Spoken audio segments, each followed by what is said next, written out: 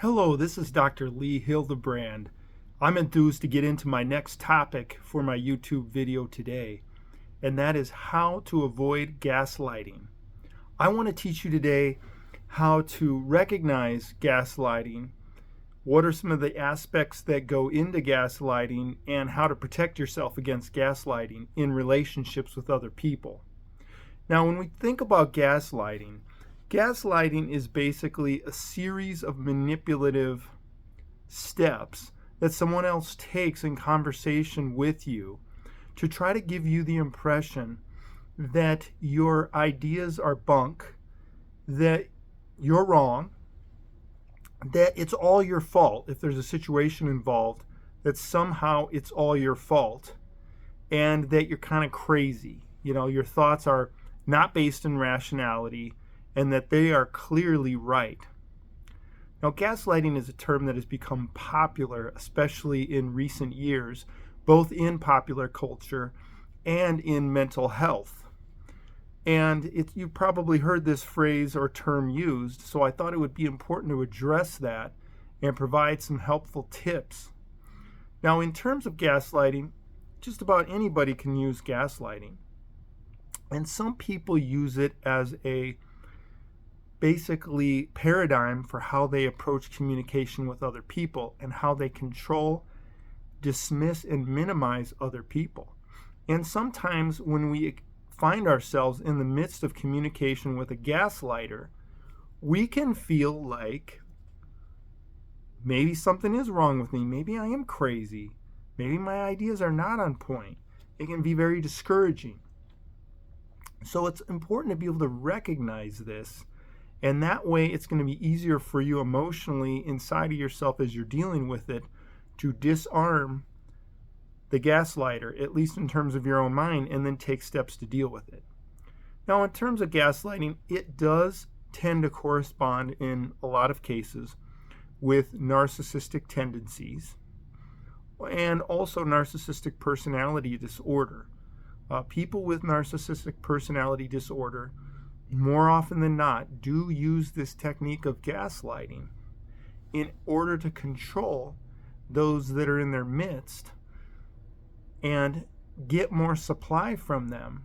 And one of the ways that they can get more supply meaning attention, meaning it's all about them and trying to draw that attention to themselves. So they use the gaslighting as a technique to minimize and to highlight the insecurities of the victim. It might be a partner, it might be a family member, so they can put them in a vulnerable position and then establish themselves as right and as the one that needs to be listened to, as the one whose wishes need to be abided by.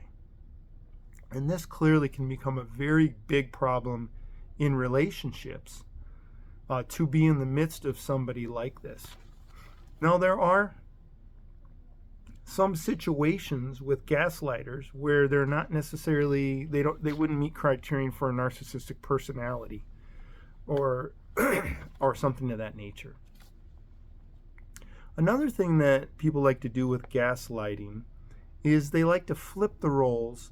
Even if they're hurting you, they find a way to flip the roles and blame you and have themselves become the victim. They can be very astute at this strategy. And they insulate themselves from wrong in situations. And it makes it harder for victims of this in relationships to really leave the relationship. Another strategy that the gaslighter often uses is what's called love bombing. And oftentimes they do this in the beginning of a relationship to really establish the bond. They may be, doing things that are so romantic and completely over the top that it's almost unbelievable. Like, wow, how romantic is this person? And they do that intentionally in a way so that they can set the hook in terms of your buy-in in the relationship. They also are very good at pitting people against one another. A lot of times this can be called triangulation. And that is where, if the gaslighter is trying to communicate something to you, they might use another person. They might say, well, your sister really thinks you're super arrogant too, or thinks that you're super insecure, or they'll use criticisms from this imaginary audience, or supposedly what other people say. So, and sometimes instead of directly communicating with you, they'll say things to another person and hope that they'll go and say them to you. Now, another aspect of this is called splitting. Now, this is common with narcissistic personality situations and also borderline personality situations. And that is, at moments, they'll idealize you. Man, she is so great. Just completely idealize you, and then at other times completely devalue. Now, for the narcissist, when this is happening, often the idealizing is when they're trying to look good in front of other people that they're in relationship with you. And they want others to think that they are such a wonderful partner. They're such a wonderful friend. They're such a wonderful family member. And they'll make you look good so that you both look good. But behind closed doors, they're going to be devaluing, and sometimes they'll just simply discard you when they've had enough. Another aspect of this gaslighting is a concept where the person can use kind of the icebox, or sometimes it's called stonewalling, to cut you off, to ignore you. And you'll see this often with narcissistic personality, where a person will, if somebody does not provide the supply that is needed, the narcissist will ignore them, or the gaslighter as well will ignore them, to be punitive, to let them know that, look, you're not abiding by my wishes. You're not giving me what I want, so I am going to freeze you out. Now, oftentimes, the gaslighter can appear very, very positive in public, and if they are indeed a narcissist, that will be one of their primary and fundamental goals. They often can perform acts that make others think that they are so kind and giving and considerate of others, but their motivation is different from somebody who really is that in their heart. The motivation of the gaslighter, or potentially the narcissist, is to make others think that they're so great so they can get more attention. It's attention seeking, and it's seeking that narcissistic supply. Now, another thing that a gaslighter can do, and both a narcissist as well, is after they've done devaluing and you start to wonder if something's really wrong here, they can do what's called sucking, and that is sucking you back in. Some people call this concept hoovering, like a Hoover vacuum. And what they'll do is they'll do some more love bombing. They'll make promises about things that they're going to do in the relationship, or how this time they're going to get it right, or they're going to stop being abusive, or they're going to stop hitting you, or they're going to stop embarrassing you, and that things are going to be better. And they'll give this promise of this ideal future. Now, in relationships with a gaslighter, there's definitely a progression. There's a natural progression in how it goes. And often, as I said earlier, it starts with the love bombing and just really acting like the ideal person. And look, narcissists and people that utilize gaslighting, they're not always one and the same, can be very alluring. They are very charming, and they can be very funny, they can be witty, very smart. But over time, once they set the hook and they lure you in, then what they do is they start with the progression of the devaluing, and then, of course, the gaslighting to diminish your power. They'll try to separate you from other people in your life. They may even say negative things about you to other people, even in your own family, to make themselves look like the right person, or the person that's sane and man, you're really crazy, or you're really losing it. Or they might even frame it as, boy, he or she's really struggling right now. So this gaslighting process is very slow. They will turn up the volume over time in terms of this devaluing. If you think about it as a frog, if you put a frog in a pan of boiling water and you have it on boil, they're going to jump out immediately. However, if you put a frog in some water and you turn on the burner on low heat and it slowly moves toward a boil, the frog will literally allow itself to be boiled because there's a gradual progression, a gradual turning up of the heat. And that is what happens with the gaslighter as well. The gaslighter will look very good at the beginning, but you'll be able to see signs, because when they talk about past relationships or ex situations that they've had or past employers, often what you're going to hear is negativity.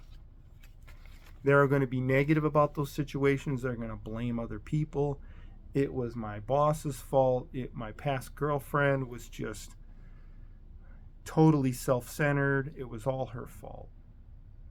So it's important to keep your eyes open in terms of somebody that would have these characteristics as you're encountering relationships, whether it be a romantic relationship or even a workplace type of relationship.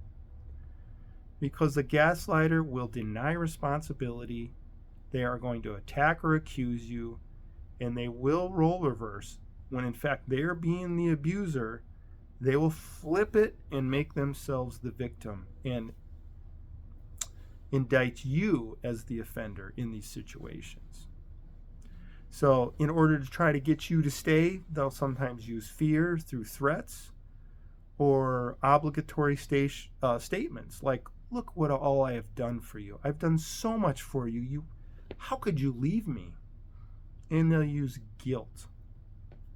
They will guilt the victim in terms of talking about things the victim has done by turning and flipping the victim into the offender.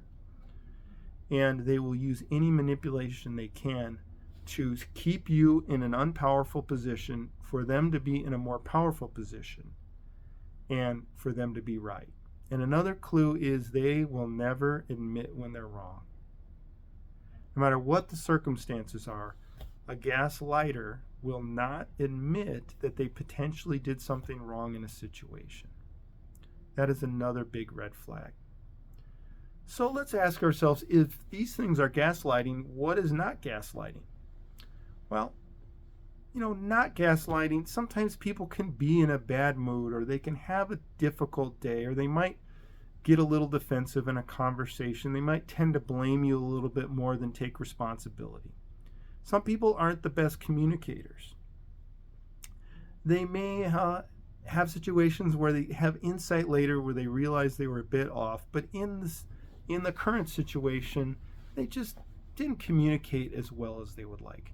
These are not situations of gaslighting. These are just examples of human communication. The gaslighter is going to be consistent. If you step back and you look for these patterns that I've described, you will see a consistent set of patterns. And their motive is to control, and their motive is to keep you near them. And this is different than the poor communicator in that situation. Now,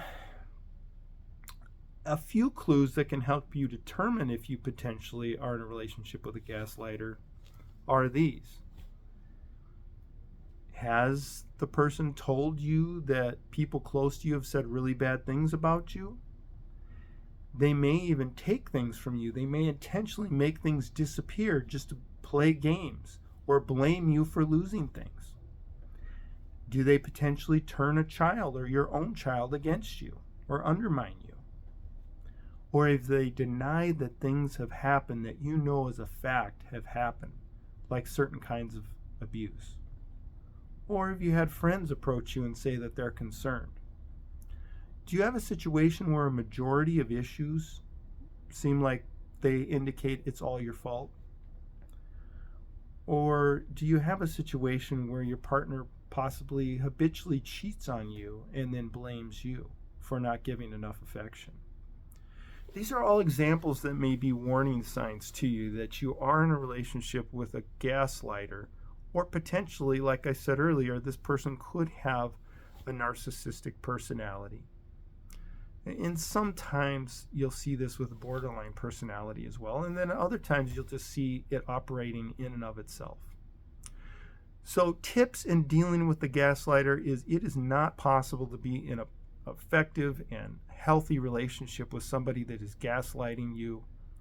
It's imperative that you identify this and you take steps to, if it's a partner, you want to find steps to remove yourself from the relationship if at all possible.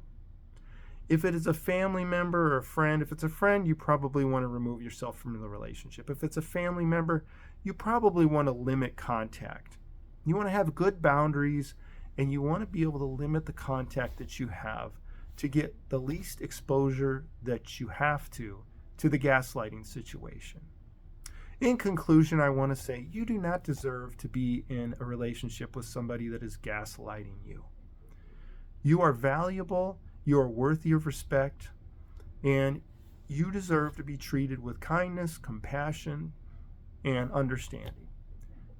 And you also deserve to be in a relationship with somebody that when they make a mistake or they misspeak, that they're willing to come back to the table and they're willing to acknowledge their part of the responsibility. I hope this has been helpful for you today. Please feel free to click the like button today if this video was helpful to you, or share it with others that could benefit. Also, if you'd like, please feel free to subscribe to my channel, as I will continue to provide videos related to topics of overall life and mental health in ways that can help you to thrive. Thanks, and wishing you the best.